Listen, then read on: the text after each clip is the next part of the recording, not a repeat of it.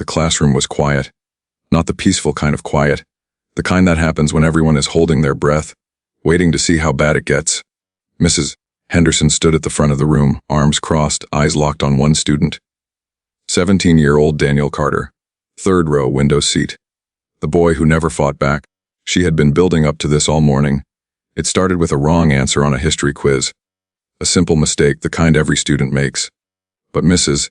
Henderson didn't treat it like a simple mistake. She treated it like a personal offense. She walked slowly toward his desk.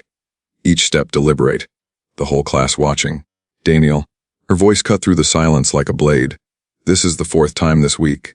4th time. Daniel looked up. Said nothing. Do you even study at home? Or is that not something your family prioritizes? A few uncomfortable shifts in seats. Someone coughed. Daniel held her gaze. I study, ma'am. She laughed. Not a kind laugh. The kind designed to make someone feel small in front of everyone they know, really. Because work ethic, that's something you learn from your parents, and from what I can see.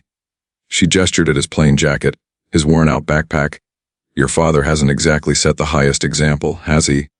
The room went completely still. Even the students who never liked Daniel felt something twist in their chest. That line crossed something. Daniel didn't look away. Didn't raise his voice. Didn't even blink. He just said quietly, almost to himself, he'll be here at 3 o'clock. Mrs. Henderson stared at him for a moment. Then she laughed again, louder this time. A couple of students forced a smile, not because it was funny, but because they didn't know what else to do. She turned back to the board, shaking her head. Sure he will, Daniel. The clock on the wall read 21 p.m., 39 minutes. She had no idea those were the last 39 minutes she would ever feel comfortable in that classroom again. Ephraim. She laughed at his father. She had absolutely no idea who she was laughing at. Do you think this teacher deserves what's coming to her? Comment yes or no right now. Let's see what everyone thinks. Parent-teacher meeting day at Westbrook High was always the same. Hallways decorated. Teachers in their best clothes. The principal walking around with a clipboard, reminding everyone to represent the school professionally. Parents filing in one by one, some nervous, some confident. All of them wanting to hear good things about their children. Mrs. Henderson loved this day. It was the one day where she felt the most powerful. Where she could sit across from parents, most of them ordinary, some of them struggling, and deliver her verdicts like a judge. She had a talent for making parents feel like their children's failures were somehow their own. And she wore that talent proudly. She arranged her desk carefully that morning, gradebook stacked neatly on the left. A small plant on the right, something to make the room feel welcoming. She even wore her good blazer, navy blue, the one she saved for important days. By 1 p.m., she had already seen 4 sets of parents, all 4 left looking smaller than when they walked in. At 1:30 p.m., the classroom started filling up for the afternoon session. Students came in quietly, sensing the shift in energy that parent-teacher days always brought. Whispered conversations, nervous glances at the door. Everyone knowing their parents might walk through it at any moment. Daniel walked in last. He set his bag down, took his seat, and opened his notebook to a clean page. Wrote the date at the top. Underlined it neatly. Mrs. Henderson watched him from the front of the room. Something about his calmness had always irritated her. Most students, when they knew a parent-teacher meeting was coming, showed some sign of nerves. Fidgeting, checking their phone, asking too many questions. It was natural, it was human. Daniel showed nothing, and for reasons she couldn't fully explain, that made her want to push harder. She started the lesson at 14:45 p.m. 10 minutes in, she asked the class a question about the Civil War. 3 hands went up. Daniel's was not one of them. She called on him anyway. Daniel, what were the primary economic factors that led to the conflict? He answered, clearly, correctly. Without hesitation, she nodded slowly, the way someone nods when we're hoping for a wrong answer and didn't get one. Adequate, she said, and moved on. Marcus, sitting 2 rows back, caught Daniel's eye and mouth quick. Daniel just turned back to his notebook. At 20:15 p.m., she crossed the line again. She was handing back graded papers. When she reached Daniel's desk, she held his paper up slightly, just long enough for the students nearby to see the grade. A B-. Not bad, she said. Considering what, ma'am? Daniel asked. His voice was even. No edge, just a genuine question. She tilted her head, smiled thinly. Considering that academic excellence usually starts at home. With guidance. with investment, from parents who are present and engaged. She set the paper down on his desk. Some children simply have more to overcome than others. The room went quiet again. This time it was different. This time students weren't just uncomfortable, they were angry. A girl named Sophia in the front row visibly clenched her jaw. Marcus stared at the back of Mrs. Henderson's head like he was trying to set it on fire with his eyes. Daniel looked at his paper. Then at the clock, 21 p.m., 39 minutes. He picked up his pen and wrote something small in the corner of his notebook page. Nobody could see what it was. Later, Marcus would ask him about it. Daniel would show him. It was just 2 words, almost time. At 20:47 p.m. the front office phone rang. The school secretary, Mrs. Bowen, a kind woman who had worked at Westbrook for 19 years and had seen everything, picked it up on the second ring. She listened for 4 seconds. Then she sat up very straight. "I'm sorry, could you repeat that?" She listened again. Her face changed completely. She put the caller on hold, stood up, and walked quickly to the principal's office. Knocked twice. Went in without waiting for an answer. Principal Davis looked up from his desk, surprised. Mrs. Bowen closed the door behind her and said 5 words in a low, careful voice. "There is a general downstairs." Principal Davis blinked. Put his pen down. "Which student's parent?" Mrs. Bowen straightened her jacket slightly, the way people do when they suddenly feel underdressed. "Daniel Carter, sir." "Room 12. The color shifted slightly in the principal's face. He stood up slowly, reached for his jacket on the back of the chair, and put it on without saying another word. Down the hallway, past the decorated bulletin boards, past the nervous parents waiting in plastic chairs. The clock on the wall outside room 12 read 20:51 p.m., 9 minutes. Mrs. Henderson had absolutely no idea. The clock hit 30:00 p.m., not 3:01, not 20:59, exactly 30:00, the kind of punctuality that isn't about manners, it's about discipline. The kind that gets built into a person after decades of operating in environments where being 1 second late could cost lives. Mrs. Henderson was mid-sentence when it happened. She was explaining something about post-war reconstruction, her voice carrying that familiar tone of someone who enjoys the sound of their own authority, when the door to room 12 opened.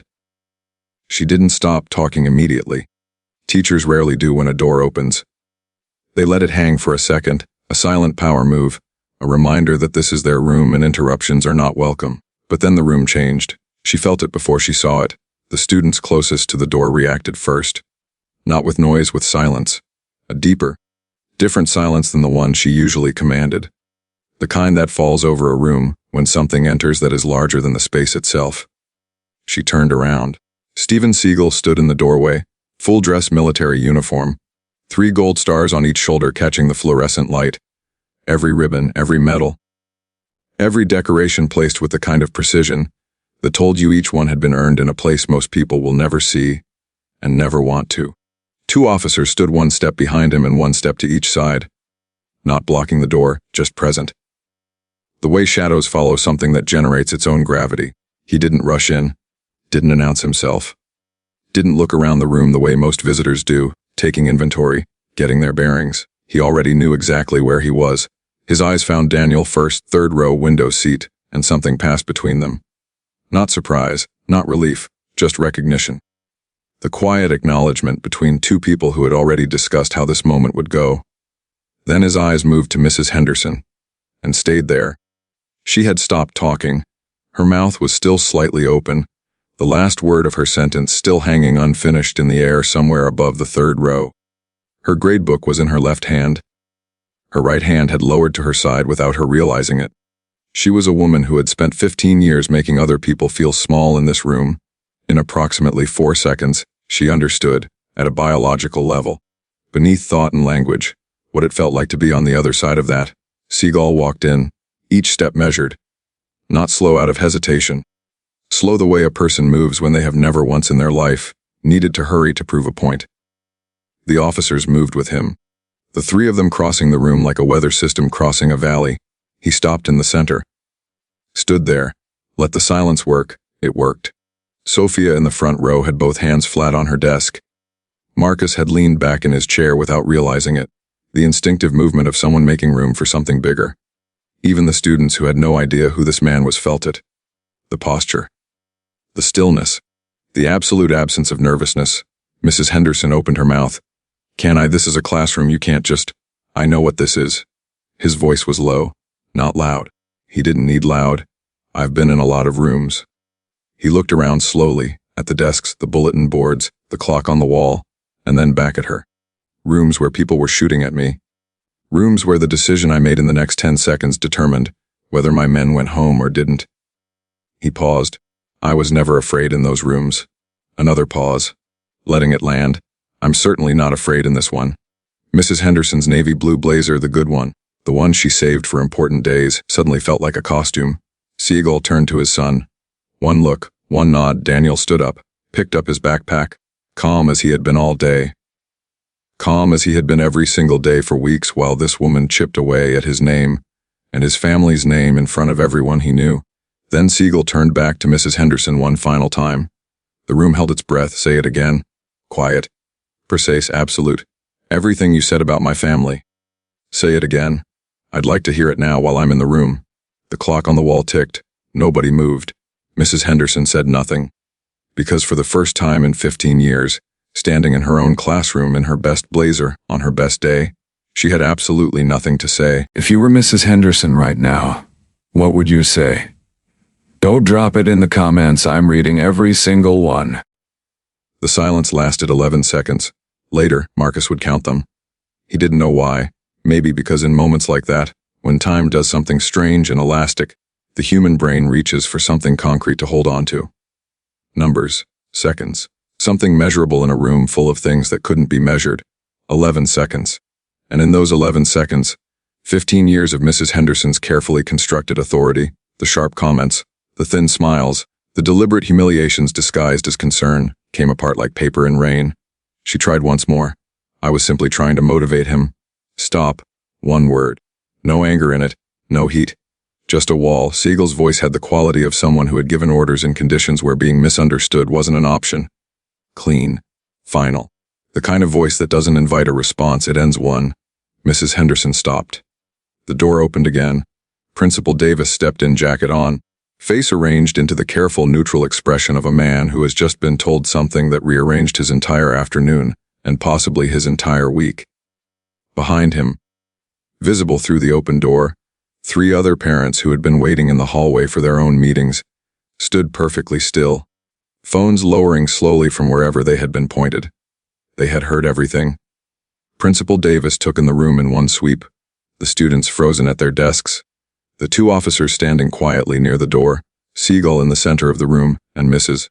Henderson behind her desk looking like someone who had just watched the floor disappear beneath their feet. He straightened his jacket.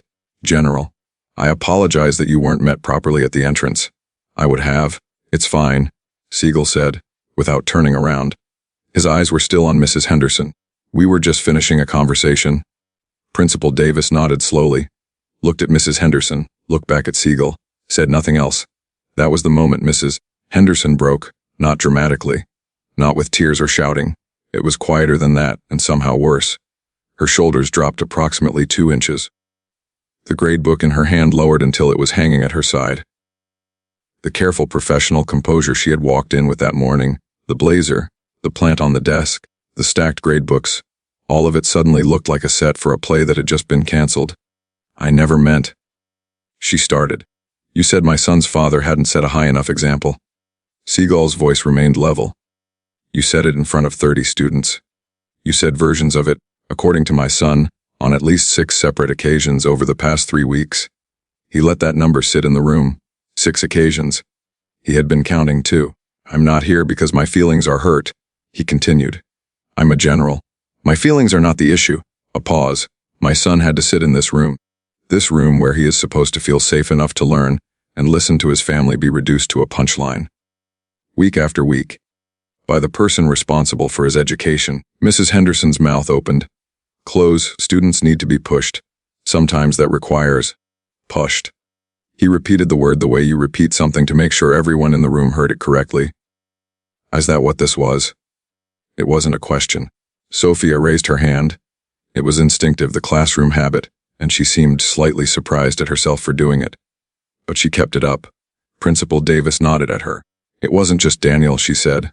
Her voice was steady. She does this to a lot of us. The comments about our families. About where we come from, she paused.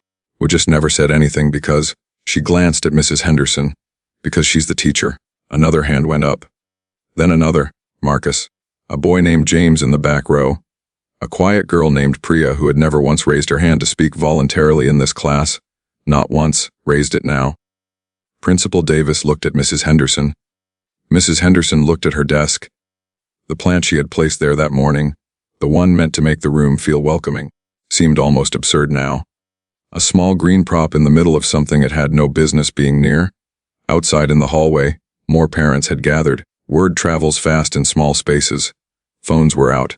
Whispered conversation spreading like water finding cracks. The story was already leaving room 12, and Mrs. Henderson, who had spent 15 years making sure she was the most powerful person in this room, sat behind her desk in her best blazer on her best day, and understood, with the specific clarity that only complete collapse can bring, that the room was no longer hers. It probably never had been. Principal Davis asked the students to step into the hallway, not harshly, not urgently, just quietly. The way adults speak when they are trying to manage something large without letting it become larger. He held the door open and nodded, and one by one the students filed out, backpacks half zipped, notebooks still open, the interrupted normalcy of an afternoon class trailing behind them like a loose thread. Daniel was the last to leave. He stopped at the door, looked back at his father, just for a second. Seagal gave one small nod, the same nod from earlier, the same language. Daniel walked out. The door closed. In the hallway, nobody spoke for almost a full minute. Sophia leaned against the wall with her arms crossed, staring at the floor. Marcus stood with his hands in his pockets, jaw tight, replaying the last 20 minutes in his mind like a film he couldn't pause. The other students spread out in small clusters, some whispering, some just standing there, processing. Priya sat down on the floor against the lockers. Nobody thought it was strange. Some moments are too heavy to stand through. After a while, Marcus looked over at Daniel. "You knew," he said, not accusing, just realizing. This whole time. Every time she said something, you already knew this was coming. Daniel leaned against the wall beside him. Looked at the door to room 12. "I knew who my father was," he said simply. That was enough. Marcus thought about that for a moment. "Must be nice," he said quietly. Not bitter, just honest. The kind of honest that comes out when your guard is down. Daniel looked at him. "Your father doesn't have to be a general for you to know your own worth, Marcus." He paused. "That part was never about him. That part was always about me." Marcus didn't respond, but something shifted in his face, the small, almost invisible shift of a thought landing somewhere it hadn't been before. Inside room 12, Seagal spoke for 11 minutes. Principal Davis would later describe it as the most controlled, deliberate conversation he had ever witnessed in 30 years of school administration. No shouting, no threats, no demands that felt like demands, even though every word carried the quiet weight of consequence. Seagal laid it out the way he would debrief a situation. Factual, sequential, 6 incidents, dates, specific words Daniel had reported written down and shared with his father in their nightly calls, because that was something they did, father and son, separated by distance and duty, staying connected through the small details of each other's days. Mrs. Henderson sat across from him and heard her own words played back to her with the precision of a recording. It was worse than being shouted at. When he finished, he was quiet for a moment. Then he said something that Principal Davis would write down later that evening, alone in his office, because he didn't want to forget it. "I have spent my career in environments where the most dangerous person in the room was usually the loudest one. But the most destructive person, the one who did the most damage over time, was never the loud one." He looked at Mrs. Henderson steadily. It was always the one who used their position to make others feel like they didn't belong. Quietly, consistently, with just enough plausible deniability to keep going. Mrs. Henderson had no expression left to arrange. She sat with her hands flat on her desk, the grade book still stacked neatly to the left, the small plant still on the right, and said nothing. "I'm not asking for an apology," Seagal continued. "An apology to me means nothing. The damage wasn't done to me." He stood, buttoned the middle button of his jacket with one hand, a single, unhurried motion. "What happens next is between you, this school, and your own conscience." He walked to the door, stopped with his hand on the handle, turned back not to Mrs. Henderson this time, but to Principal Davis, the girl who spoke first, Sophia, and the others who raised their hands. A pause. Make sure they're not punished for their courage. In my experience, the people who speak up when it costs them something are exactly the people an institution should be protecting. Principal Davis nodded once. Firmly, "Yes, sir." Seagal opened the door and walked out into the hallway where 30 students were waiting and stopped. He looked at all of them, taking his time, moving from face to face the way a person does when they actually see people rather than just looking at them. Then he spoke. Not loudly, but every single person heard every single word. Silence in the face of cruelty is not patience. It is not politeness. He paused. It is permission. Remember that, not for today, for every room you walk into for the rest of your lives. He found Daniel in the crowd, walked to him, put one hand briefly on his shoulder, and then, to the whole hallway, students, parents, a secretary who had come to see, a janitor who had stopped mopping 3 minutes ago and hadn't moved since. My son never needed me to defend his name. His name was never in danger. A final pause. I came because he deserved a witness. Every person in that room deserved a witness. He began walking toward the exit. The hallway stayed silent until he was completely gone. Then Sophia, still leaning against the wall with her arms crossed, said quietly, to no one in particular, "I'm going to remember that." And every single person who heard her knew exactly what she meant. The parking lot was quiet. Most of the parents who had gathered near the hallway were still inside, some giving statements to Principal Davis, some simply standing in small groups, talking in the hushed tones of people who had witnessed something they hadn't expected to witness. On an ordinary Tuesday afternoon, the November air was cold and clean, the kind of cold that clarifies things. Daniel walked beside his father toward a dark, unmarked car parked near the entrance. One of the officers held the door open from a distance, not intrusively, giving them space. Understanding. The way people understand when they've worked closely with someone long enough, that some moments belong only to two people. They walked slowly. Neither of them in a hurry. "You didn't have to come," Daniel said. His voice was quiet, not ungrateful, just honest. The same honesty he carried everywhere.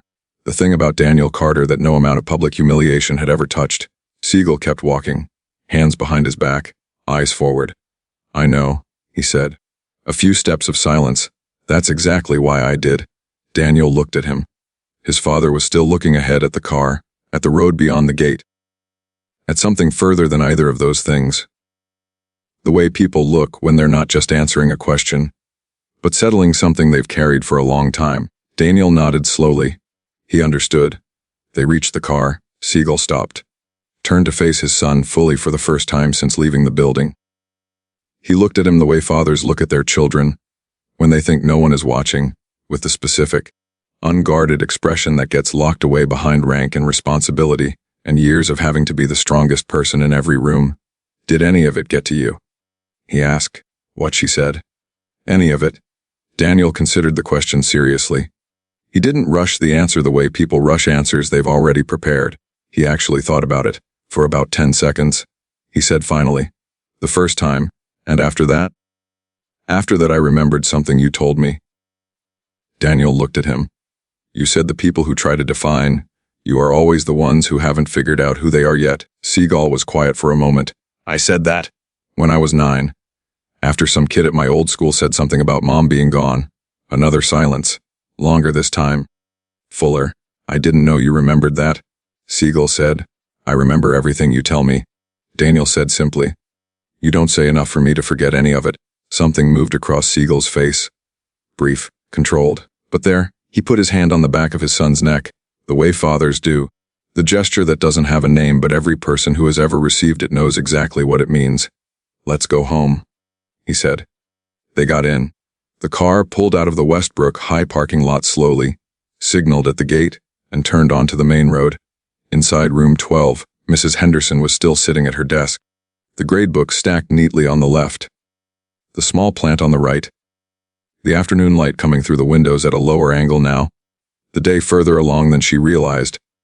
Principal Davis had asked her to remain until further notice. She sat there alone in the room she had controlled for 15 years, and looked at the clock on the wall. 30:21 p.m., 21 minutes since the door had opened. 21 minutes since everything changed. She looked at Daniel's empty seat. Third row window seat. The boy who never fought back. The boy who had sat in that chair week after week, and absorbed every word she threw at him without flinching, not because he was weak, she understood now, but because he was the only person in that room who always knew exactly how this would end.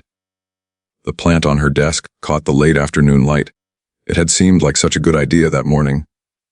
Outside, the dark car was already gone, and somewhere on the road between Westbrook High and wherever home was, a father and his son rode in comfortable silence, the way people do when everything that needed to be said has already been said, and what's left is simply the quiet, unshakable knowledge that they had each other. That had always been enough. That would always be enough. Some people spend their whole lives trying to make others feel small. They never realize the ones they're trying to shrink are the ones who are already standing tallest.